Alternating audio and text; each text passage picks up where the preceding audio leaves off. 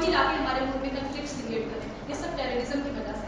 ये डॉक्टर आफिया सिद्दीकी की एग्जांपल आपको प्रोवाइड करती है। मैं डॉक्टर आफिया सिद्दीकी को भी उन्होंने टेररिस्ट कंसीडर किया था, उन्हें बंद किया गया जेल में, और आप उनकी कंडीशन देख सकते हैं कि वो इतनी अच्छी थी और आप उन पे इतना फिजिकल उन पे क्या था उन पे।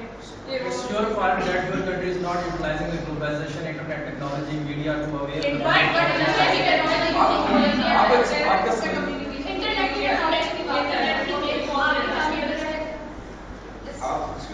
आप लोग क्या समझते हैं कि आप लोग पाकिस्तान डॉक्टर आफिया सिद्दीकी को सीधा डिफेंड कर रहे हैं?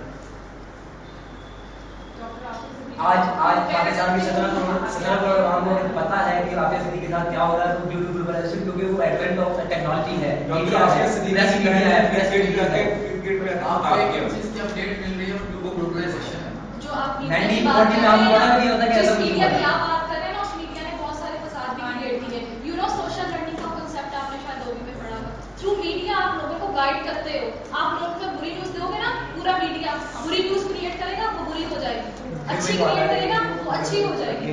और यही न्यूज हमारे बाहर के लोगों को बताती है कि हमारे मुल्क की कंडीशन क्या है, पॉलिटिकल कंडीशन क्या है। ये तो डिपेंड करता है लर्नर पे, वो इसको एज अ लेसन लेता है या फिर एज एन एग्जांपल लेता है। आप हमारे एक पॉइंट की पुरानी ग्लोबलाइजेशन का यूज करना है। आप लोगों को ना not be so much political जो है वो issues को डिस्कस ना करें। business activities, please accept the business activity and she is making some point. के बारे में कहा कि पाकिस्तान में वेज रेट बहुत कम होता है, जिसकी वजह से लोग यूके यूएस में मूव कर जाते हैं। ये इसके मैंने ग्लोबलाइजेशन की वजह से जॉब इनसिक्योरिटीज बहुत ज़्यादा इंक्रीज होती है। अगर अमेरिका में बंदा काम कर रहा है, उसको ये इनसिक्योरिटी होगी कल को कोई भी पाकिस्तान से बंदा आके उसकी जॉब को रिप्लेस कर सकता है, क्योंकि वो लो वेज रेट डिमांड करता है। और लो वेज रेट देने का एक नुकसान ये है कि जो है ना, अपने जब कम पैसे मिलते हैं वो अपने लिविंग स्टैंडर्ड्स को इम्प्रूव नहीं कर सकते ये। और दूसरा ये जो मैन्युफैक्चरिंग आउटसोर्सिंग करते हैं उसके भी बहुत ज़्यादा नुकसानात हैं कि जना दूसरी कंट्रीज में जाके वो 100% वर्क दे लेते हैं, लेकिन उसके मुताबिक उनको आउटकम नहीं दिया जाता, उनको अर्निंग नहीं, उनकी लेबर लॉस को वायलेट किया जाता है।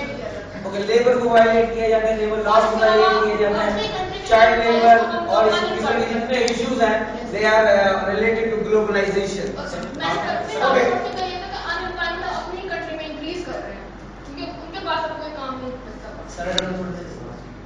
Somebody is very well said. A child employed, a future destroyed. आपने कहा चाइल्ड लेबर की बात। चाइल्ड लेबर में आप समझिए कि चाइल्ड लेबर हो गई। मोस्टली जो लेबर इंटेंसिव कंट्रीज है वहाँ से लेबर मंगवाई जाती है, अपने रूम पे अप्लाई की जाती है। तो चाइल्ड लेबर का ज़्यादा मेरा ख्याल ग्लोबलाइजेशन जो चाइल्ड लेबर का कॉन्सेप्ट है वो कम से कम चाइल्ड लेबर का जितना रेट है वो डिक्रीज हो रहा है। ग्लोबलाइजेशन में decreasing the trend of child trend child labour, replacing the child with low price labour, replacing the child. If you educate them, if you train them, they can better earn through globalization. Globalization provides better job opportunities, internet-based job opportunities, different ways of to earn the income. Then, if you are healthy, means you are getting income, then you can educate your children and you can get education. How can we get income? जब veg rating में थोड़ा हम सब लोगों के mind में होता है कि हम लोग अच्छा फ्यूचर सिक्योर करना है, हम लोग बाहर जाए, वहाँ जाके डिग्री लें, कैसा मतलब फर्दर फॉरेन स्टडीज करें। तो हम क्या सकते हैं स्किल्ड पर्सन के लिए तो ग्लोबलाइजेशन ब्लेसिंग है, जबकि अनस्किल्ड और सेमी स्किल्ड पर्सन के लिए कोई It's ब्लेसिंग also नहीं provide है। you education. You can convert your unskilled labor into skilled labor. It also provide you training. तो आपके कंपटीशन नहीं बढ़ेगा, जो अनस्किल्ड लोग हैं ना सॉफ्ट का स्किल एनहांस करने का मौका नहीं मिलेगा। लॉन्ग टर्म में बेनिफिट की आप बात कर रहे हैं। कंपटीशन की वजह से आप ये जो ना ऑर्गेनाइजेशंस प्रोडक्शन ओरिएंटेड हो गई है, वो ह्यूमन एस्पेक्ट्स को इग्नोर कर देती हैं। कंपटीशन की वजह से आपको ये भी बताऊं, उसमें क्वालिटी में भी इंक्रीज आता है, आपकी लिविंग स्टैंडर्ड्स में इंक्रीज आ जाता है। ग्लोबलाइजेशन को अगर आप देख लेंगे तो ग्लोबलाइजेशन सिर्फ आपको डाउन साइडिंग में अनएम्प्लॉयमेंट नहीं दे रहा है, ग्लोबलाइजेशन आपको लर्निंग एजुकेशन फैसिलिटीज भी दे रहा है। आज जो है वो वर्चुअल एजुकेशन प्रमोट हो रही है, इंटरनेट के थ्रू आप ऑक्सफोर्ड यूनिवर्सिटी में पढ़ सकते हैं। रिसर्च कंट्री में नहीं होता, हमारी कंट्री में इंटरनेट के थ्रू जो प्रोवाइड किया जा रहा है डिग्री ऑफर कर रही है, तो इंटरनेट कर रही है। सर 2 दिन स्कूल में पाकिस्तान में मेरे पास एक बहुत ही जबरदस्त एग्जांपल है। अगर आप इस ग्राफ को देखें, आप कह रहे हैं कि लॉन्ग रन में आप कह रहे हैं कि लॉन्ग रन में फायदा है वेज रेट कम होने। क्या लॉन्ग रन में फायदा? देखिए वेज रेट की बात नहीं करते हम, लॉन्ग रन में फायदा नहीं है। किस चीज? अपने लेबर्स को ट्रेनिंग देने में और उनको एजुकेशन देने में, उस चीज का लॉन्ग रन। अच्छा चलिए ठीक है। आपने ये ग्राफ देखे, अगर आप चलिए डिवेलप्ड कंट्री की बात करेंगे, वैसे यूके में ग्राफ दिखाया था कि ग्लोबलाइजेशन यहाँ पे कम हो रही है। ये डार्क लाइन ग्लोबलाइजेशन को शो कर रही है, the dotted line shows the unit globalization कम हो रही है, इसका क्या मतलब? ग्लोबलाइजेशन कम मतलब globalization itself is a phenomenon. वो कैसे आप उस ग्राफ को देखें, This is meant for that world trade, world output, what decrease? World trade, all those activities who contribute to globalization is going to decrease. Okay, let it complete. Globalization में बहुत सारे variables होते हैं जिसके ऊपर नीचे होने से ग्लोबलाइजेशन की एक्टिविटी ज्यादा भी हो सकती है और कम भी हो सकती है। आपको इस बात की इंफॉर्मेशन कुछ होनी चाहिए। देखिए यहाँ पे अगर आप यहाँ से Okay, please. अगर आप इस फिनोमेना को देखें कि हमारे पास यहाँ पे यूनिट वेज रेट जो है ना मैक्सिमम है, मतलब ज्यादा है हमारे ग्लोबलाइजेशन में। जब हमारी ग्लोबलाइजेशन मतलब की एक्टिविटीज डिक्रीज है तो हमारा जो है ना unit labour cost, in other words wages of the UK जो उनकी फर्म्स पे करती हैं वो वहाँ पे कम है और ये मुसलसल डिक्रीजिंग होती जा रही है। लेकिन एक पॉइंट ऐसा भी है जिसको आप लॉन्ग रन कंसीडर करें, उसमें वो इंक्रीज कर रही है। सबसे पहली बात ये, जहाँ पे ये लोग इंक्रीज कर रहे हैं इसका मतलब ये नहीं है कि वो इंक्रीज जो है ना वो सिर्फ और सिर्फ ग्लोबलाइजेशन की वजह से ही आ रहा है। इसमें ये भी हो सकता है कि शॉर्ट रन में जब आपके एम्प्लॉइज यूके में आपके एम्प्लॉइज ग्लोबलाइजेशन कंट्रीब्यूट कर रही है, हम भी एंटी ग्लोब बेसिक चीज तो सब Okay. आप अगर आप जो उसके दूसरा इफेक्ट ये है कि जो प्रोटेस्ट करती हैं कंट्रीज, मतलब लेबर हमारी प्रोटेस्ट करती है, उसके अगेंस्ट इतनी प्रोटेस्टिंग की वजह से भी ये लोग जो है वो फोर्स करती हैं गवर्नमेंट को कि वो अपना वेज रेट को इंक्रीज करें। नॉट ओनली द ग्लोबलाइजेशन, दूसरी भी बहुत सारे फैक्टर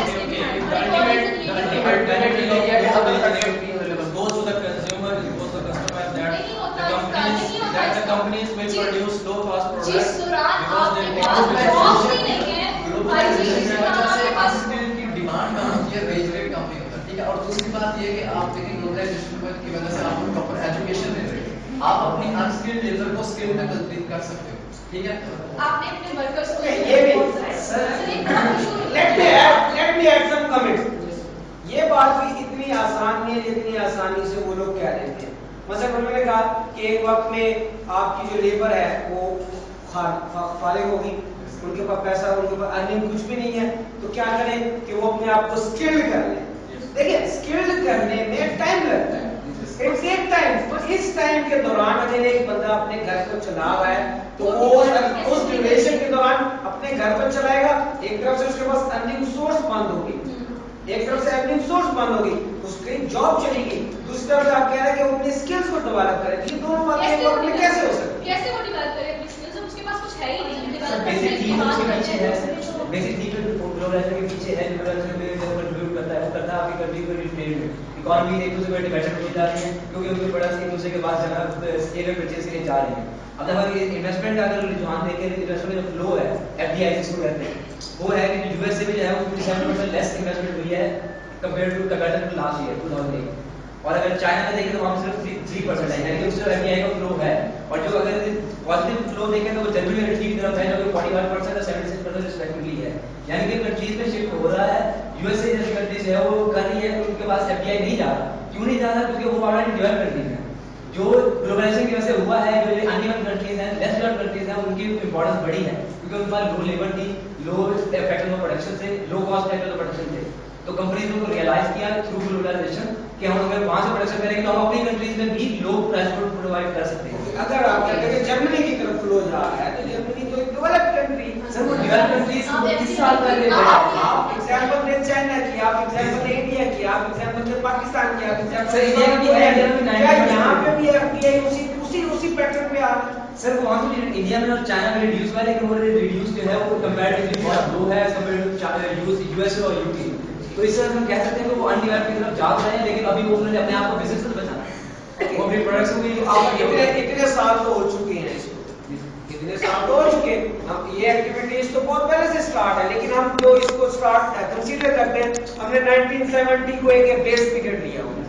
क्या होगा? ठीक है, 1970 के बाद जो एक्टिविटीज हो रही हैं उसको मॉनिटर कर रहे हैं इंटरनेशनल बिजनेस में, तो 70s से लेकर 2010 तक आज तक की बात कर रहे हैं।